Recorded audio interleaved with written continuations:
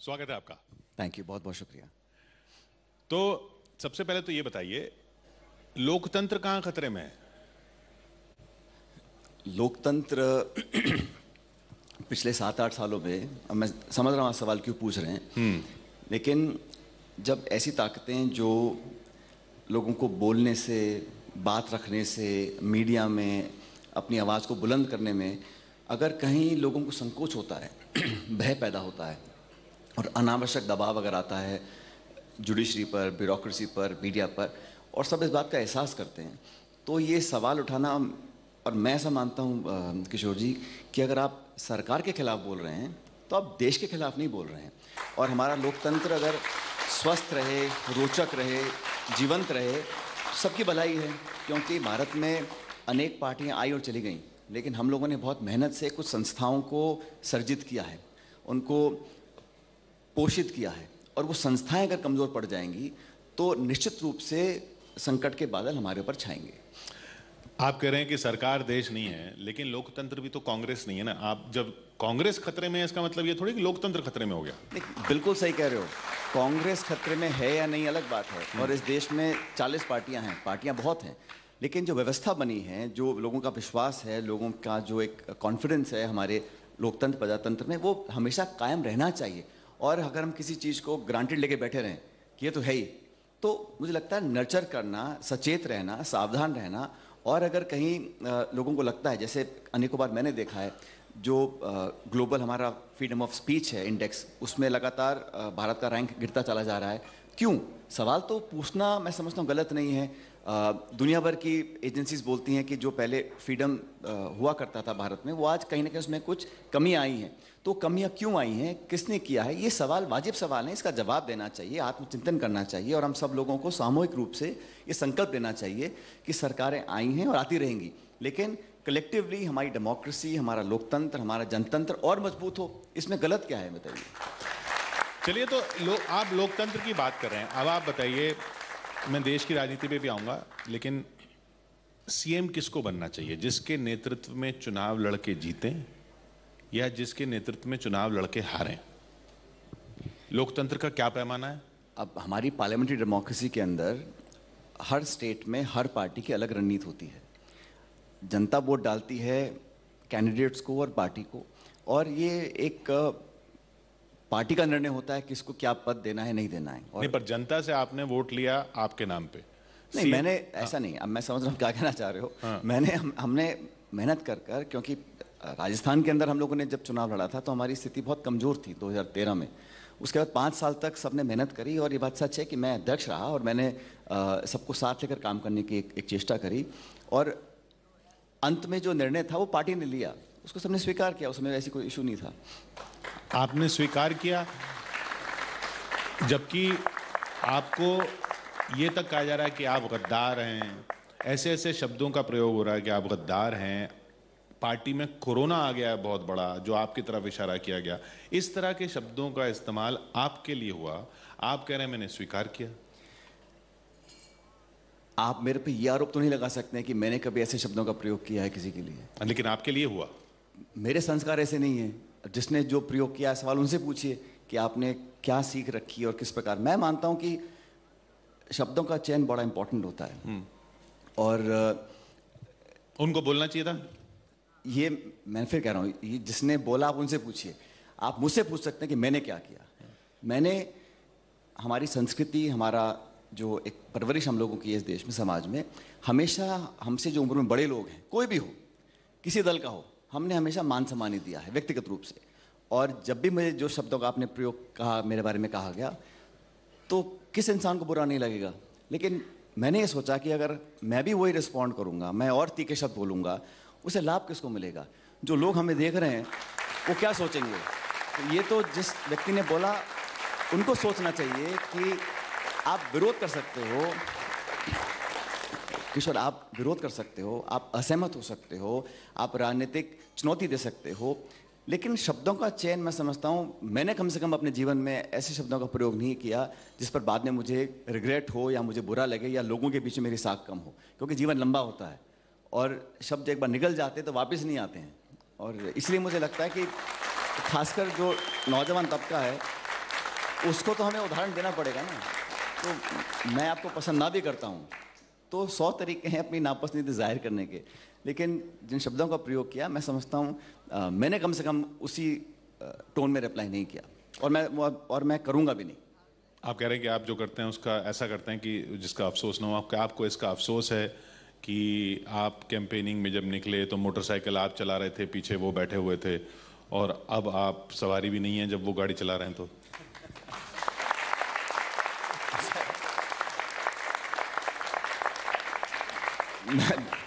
उस समय भी मैंने हमेशा मान सम्मान किया सब लोगों का, क्योंकि मैं बहुत कम उम्र में कांग्रेस पार्टी का प्रदेश अध्यक्ष बन गया था, और हमारे समाज में उम्र का एक प्रीमियम होता है, और जितने भी नेता राजस्थान में थे, अधिकांश जो अनुभवी लोग थे, वो सब मुझसे 10, 15, 20 साल उम्र में बड़े थे। तो मुझे लगा मैं इनसे उम्र में छोटा हूँ लेकिन पद मेरा बड़ा है, तो उन लोगों को लगना नहीं चाहिए कि ये बड़े पद पर बैठा है और हम लोगों को तो मैंने एक उसको बोलते हैं अंग्रेजी में बेंडिंग ओवर बैकवर्ड्स, तो मैंने दुगना झुककर उन लोगों को लगना चाहिए कि मैं उनके घरों में गया, मैंने घुटनों को हाथ लगाया, हाथ जोड़े, दादा दादी चाचा ताई सब बोल के सबको मैंने कहा भाई आपको लगना नहीं चाहिए कि क्योंकि आज मेरे पास पद है तो आप कहीं आपको अजीब लगे मेरे साथ काम करने में। तो मैंने सबको साथ लेकर चला क्योंकि पार्टी को ज़रूरत उस समय थी। आप मत भूलें कि राजस्थान में 200 विधानसभा सीटें हैं, हम लोग 21 पे रह गए थे। अगर हमारी एक सीट कम होती तो हम नेता प्रतिपक्ष भी नहीं बन पाते। तो उस हाल में हम लोग थे जब मुझे कांग्रेस पार्टी ने कहा कि आप अध्यक्ष बन के काम करिए, और इन 5 सालों का लंबा संघर्ष रहा, सबने सहयोग दिया, मैंने सबका सहयोग लिया भी, और उसका परिणाम था कि हम लोग सरकार बना पाए 2018 के अंदर। अब कैसे बनेगी? अब जो चल रहा है इसमें कैसे बनेगी? आप जब गाड़ी एक साथ चला रहे थे तब सरकार बन गई ना, अब तो गाड़ी जैसे चल रही है सारी दुनिया देख रही है, अब कैसे बनेगी सरकार? फिर ये और वैसे भी राजस्थान में बदल जाता है, हर बार बदल जाता है, बदलता है, और पिछले 30 साल से हो ही रहा है। हर 5 साल में सरकार बदल जाती है, और चिंता इस बात की भी है मुझे किशोर जी कि जब 200 सीटें हैं, हम सरकार में रहते हैं, काम करते हैं, लेकिन जब हम सत्ता छोड़ते में हारते भी हैं तो इतना लंबा हारते हैं कि वो गैप बहुत लंबा हो जाता है। एक बार हम रह गए थे 50-52 सीटों पे, फिर रह गए 21 सीटों पे, तो उसको कवर अप करना बहुत मुश्किल एक चुनौती रहती है। और मैंने अपनी पार्टी के अंदर जो तो वैसे ही डर लग रहा है आपको इस बार? क्या करें? ऐसा ही डर लग रहा है आपको, ऐसा लंबा हारने का? नहीं, डर नहीं लग रहा, लेकिन हमें इतिहास से सीखना तो पड़ेगा ना। जो समझदार लोग होते हैं वो इतिहास से सीखते हैं, दूसरों की गलतियों से सीखते हैं।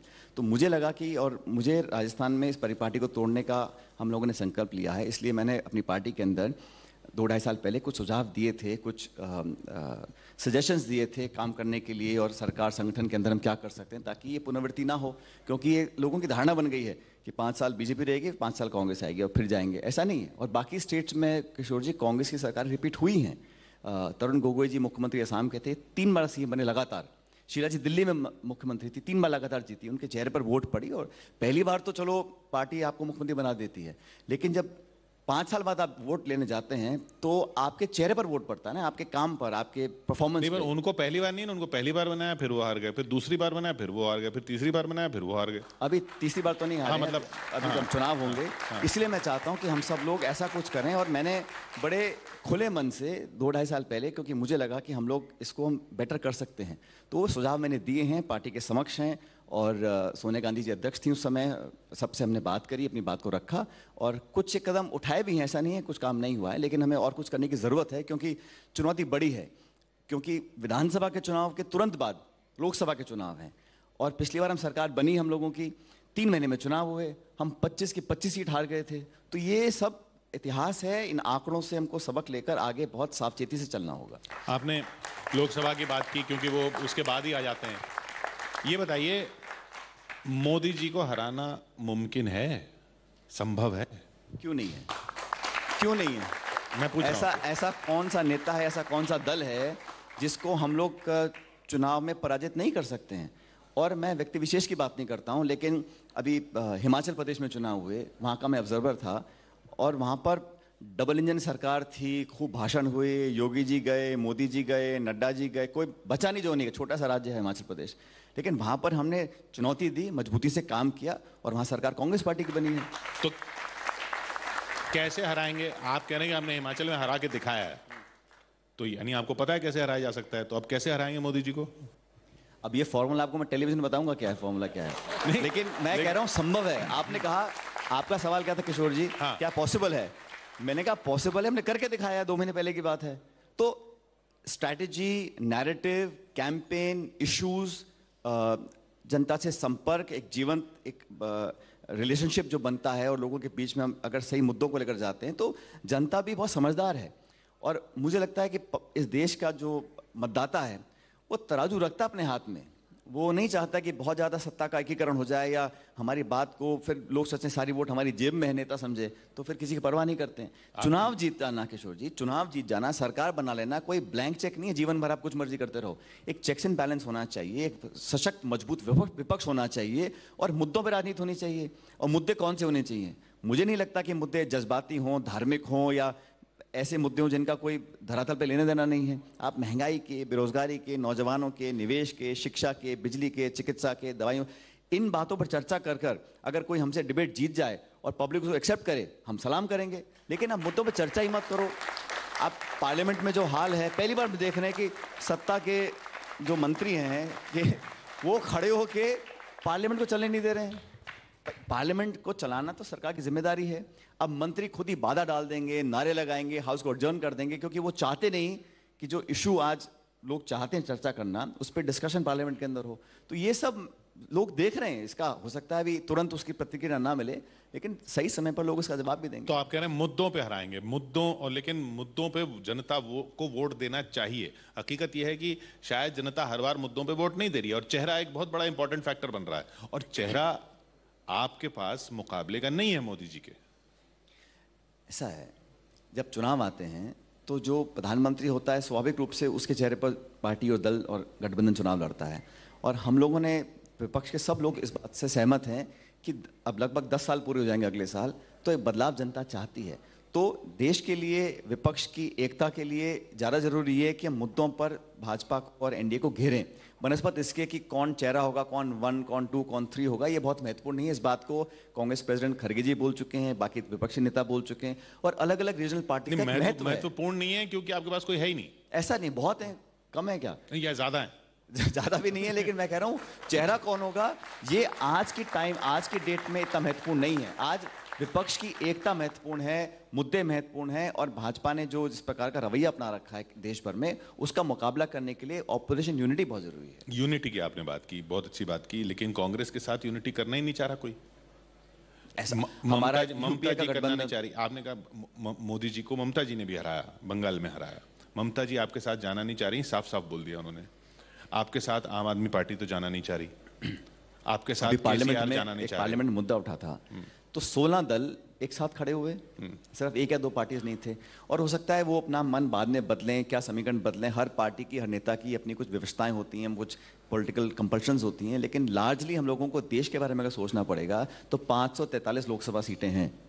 हम अगर उसका एनालिसिस करें, कौन कहाँ ज़्यादा मजबूत है, कौन चुनौती दे सकता है, हरा सकता है, अगर ये सिंपल सा फॉर्मूला हम लोग एक्सेप्ट करके काम करेंगे, और थोड़ा किशोर जी गिव एंड टेक होता है राजनीति में, और सारी बातें 1.25 साल 1.5 साल पहले को सेटल हो जाएं, ऐसा भी संभव नहीं है। लेकिन मोटा मोटा मैं जानता हूं कि जब समय आएगा तो सही समय पर सब लोग बैठेंगे, और जनता जो बदलाव चाहती है, मैं नहीं कहता हूं कि हम लोग आसानी से चुनाव जीत सकते हैं, लेकिन मैं ऐसा मानता हूं कि 10 साल के बाद जो बदलाव की परिस्थिति आज पनप रही है उसका लाभ विपक्ष को मिल सकता है।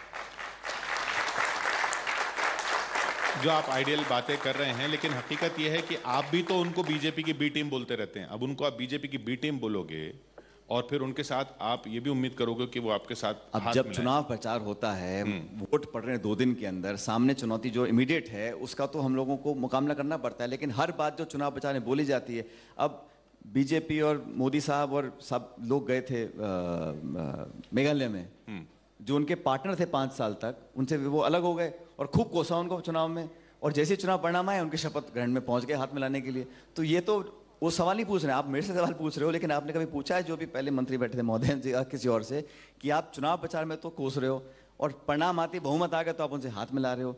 तो ये एक राजनीति में सिद्धांतवादी राजनीति होनी चाहिए, लेकिन कभी कभी पॉलिटिकल कंपल्सन जैसी आती हैं कि सरकार का निर्माण करना है कैसे। अब कभी अगर खंडित जनादेश आ गया तो अब क्या करेंगे? कोई ना कोई फॉर्मूला निकालना पड़ेगा, लेकिन जो देश हित में है, जो पब्लिक के गले उतर जाए, वो बातें करेंगे तो बेहतर रहता है। यानी यकीन है आपको कि मोदी जी को हराया जा सकता है? मैं कहता हूँ मोदी जी क्या, वो भी तो अल्टीमेटली एक इंसान ही है, उनकी भी एक पार्टी है, तो ऐसा नहीं है कि पहले वो नहीं हारे या आगे नहीं हार सकते हैं, लेकिन 10 साल के अभी तो वो ऐसे ही चल रहे हैं जैसे कि आगे 50 साल तक अब ऐसे ही वाजपेयी जी भी चुनाव लड़े 2004 में, इंडिया शाइनिंग, और प्रीपोन कर दिए चुनाव, परिणाम क्या हुआ?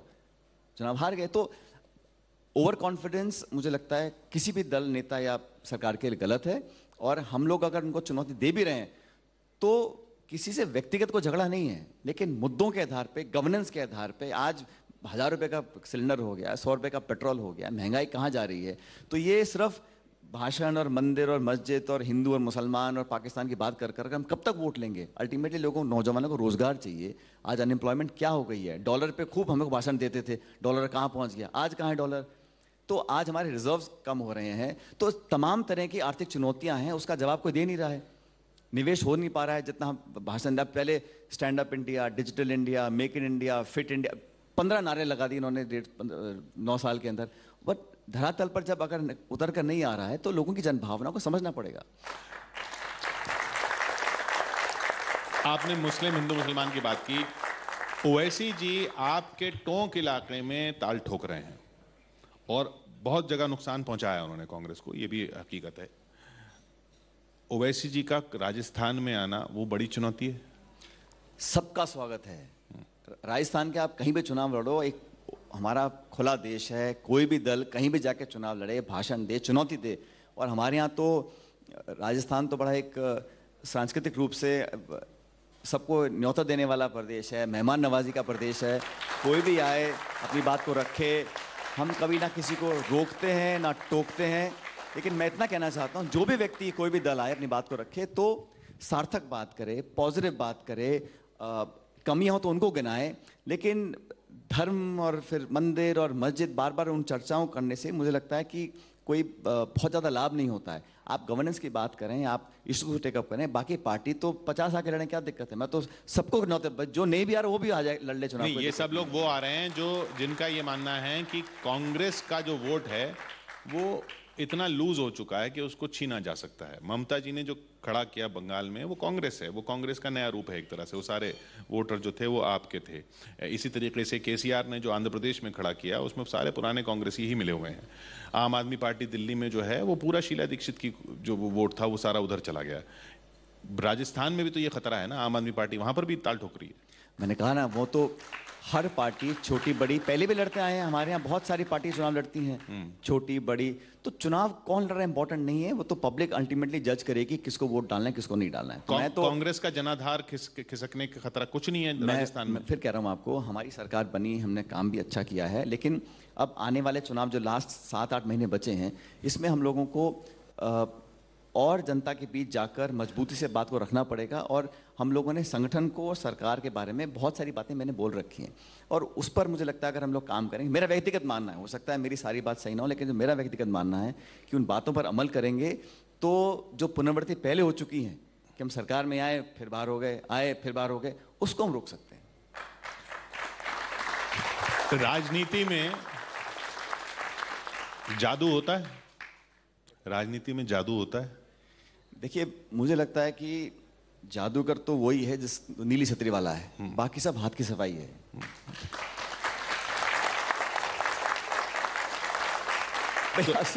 जो ऊपर वाला है वो तो कर सकता है, बाकी जो हमें दिखता है वो तो हाथ की सफाई होती है। यहाँ के जादूगर जो हैं जिन्होंने आपको परेशान कर रखा है, उनसे डर नहीं है? मैं किसी से परेशान नहीं होता और ना परेशान होना चाहिए। मुझे लगता है कि हम पब्लिक में अपने आप को अलाइव रखें, उनके जज्बातों से जुड़े रहें, और जो उम्मीद हमसे है लोगों को। आज हम राजनीति में हैं, मुझे किशोर जी 20-22 साल हो गए, मैं पार्लियामेंट में भी रहा हूँ, विधानसभा में रहा हूँ। लोगों की उम्मीद होती है कि भाई हम आपको समर्थन करेंगे तो आप हमारे ये फला फला काम होंगे, हमको उम्मीद बनती है आगे भविष्य के लिए। उन उम्मीदों पर अगर हम खरा नहीं उतर रहे हैं तो मुझे लगता है कि फिर तो आप राजनीति सिर्फ किसी ना किसी स्वार्थ के लिए कर रहे हैं। और हर राजनेता को, हर पार्टी को पद चाहिए, गवर्नेंस चाहिए, पावर चाहिए, वो स्वाभाविक है। लेकिन उससे हम करते क्या है? अगर पब्लिक हमारे कामों से खुश होती तो हमको आके समर्थन देने का एक ही तरीका है पब्लिक में, आप नारे लगाओ, ताली बजाओ, लेकिन जब तक बटन नहीं दबाओगे तब तक समर्थन नहीं है।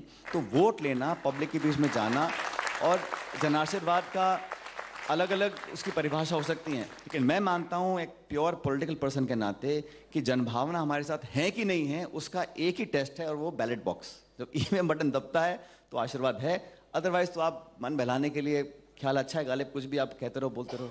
आपकी बातों से ऐसा लग रहा है कि इस बार खतरा है ईवीएम में बटन ना दबे। नहीं, मैं कह रहा हूँ, मैं चाहता हूँ कि राजस्थान, मध्य प्रदेश, छत्तीसगढ़, इवन तेलंगाना में हम लोग परफॉर्म करें, क्योंकि आप जानते हैं 4 महीने बाद लोकसभा चुनाव है, एंड हम लोग अगर स्टेट्स में नहीं जीतेंगे तब लोकसभा चुनाव में हम कैसे इंडिया को हरा पाएंगे, ये बहुत बड़ा विषय है। और मुझे लग रहा है कि हम कर सकते हैं, पॉसिबल है, क्योंकि मैंने कहा ना हिमाचल में हम लोग कॉन्फिडेंट नहीं है आप? पूरा कॉन्फिडेंट है, लेकिन जो कदम उठाने चाहिए वो कदम उठाने भी पड़ेंगे हम लोगों को। हम वो उठाए नहीं जा रहे। मैंने कहा वो मेरी और मेरे पार्टी के नेतृत्व के बीच की बात है, हमने क्या बातें करी हैं, क्या सुझाव दिए, कितने उठाएं कितने नहीं उठाए हैं, वो समय बताएगा। लेकिन मैं ऐसा मानता हूं कि ये पॉसिबल है, प्रदेश के लोग चाहते हैं कि दोबारा से हम लोग वहाँ पर काम करें, और उस परिणाम पाने के लिए हम लोगों को जो करना है वो करना चाहिए। पिछले साल तक तो ये भी उम्मीद थी लोगों को, आपके समर्थकों को, कि चुनाव से पहले आपको बना देंगे सीएम। पिछले साल तक उम्मीद थी। देखिए, कौन कब किस पद पर बैठेगा, ये जब हम जिस पार्टी में हैं वो पार्टी का निर्णय होता है। और ये बात सही है कि पिछले साल पार्टी ने सोनिया गांधी जी ने पर्यवेक्षक जयपुर भेजे थे मीटिंग करने के, विधायकों की मीटिंग करने के लिए। दुर्भाग्यवश वो मीटिंग हो ही नहीं पाई। क्या कारण है मैं नहीं जानना चाहता हूँ उसके अंदर, लेकिन आज इतने महीनों के बाद भी वो विधायकों की मीटिंग ही नहीं हो पा रही थी। तो ये भी मुझे लगता है कि कांग्रेस प्रेसिडेंट और लीडरशिप को इस बात पर ध्यान देना चाहिए कि नहीं, तो जो आपने किया उसको विद्रोह कहा जाता है, इल्जाम लगाया जाता है कि आपने विद्रोह किया, आपको कैसे सीएम बना दें। तो मैंने क्या, जो 25 सितंबर को विद्रोह नहीं था। किशोर जी, एक मिनट आप रोकना चाहता हूँ। विद्रोह में क्या हमने कभी इस्तीफा दिया अपने पदों से? हमने कभी कांग्रेस पार्टी की आलोचना करी? आप मुझे तथ्य दिखा दीजिए।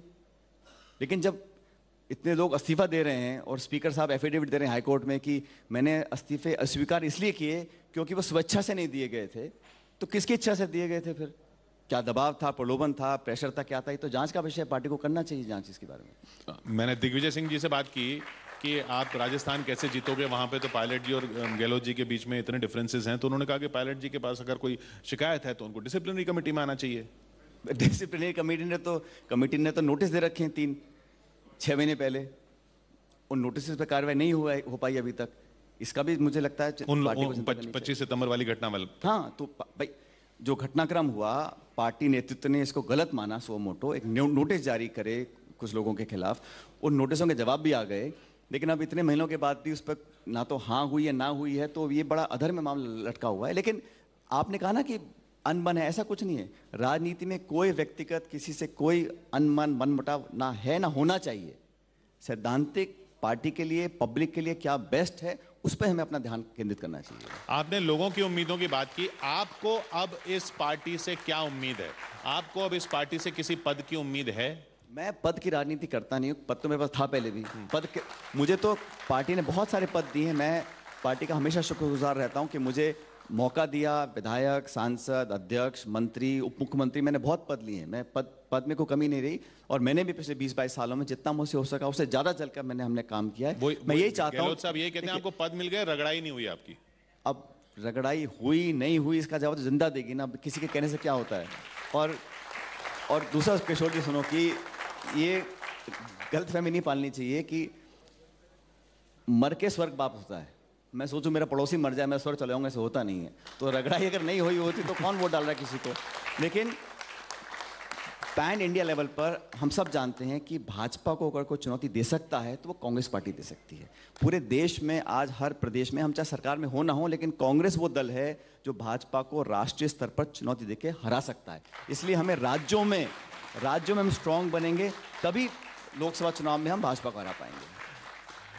आखिरी सवाल, क्योंकि अगले मेहमान आ चुके हैं। ये आप पायलट इसलिए नहीं बन पाए थे, आपने बताया था कि आप एयरफोर्स में पायलट बनना चाहते थे। हाँ। इसलिए नहीं बन पाए थे क्योंकि दूर की नजर कमजोर थी। हाँ। अब दूर की नजर ठीक है? अब मैंने चश्मा लगा लिया, सब दिख रहा है मेरे को, चिंता मत करो। बहुत बहुत शुक्रिया हमसे बात करने के लिए, सचिन पायलट, कांग्रेस नेता। बहुत शुक्रिया सचिन जी। चौपाल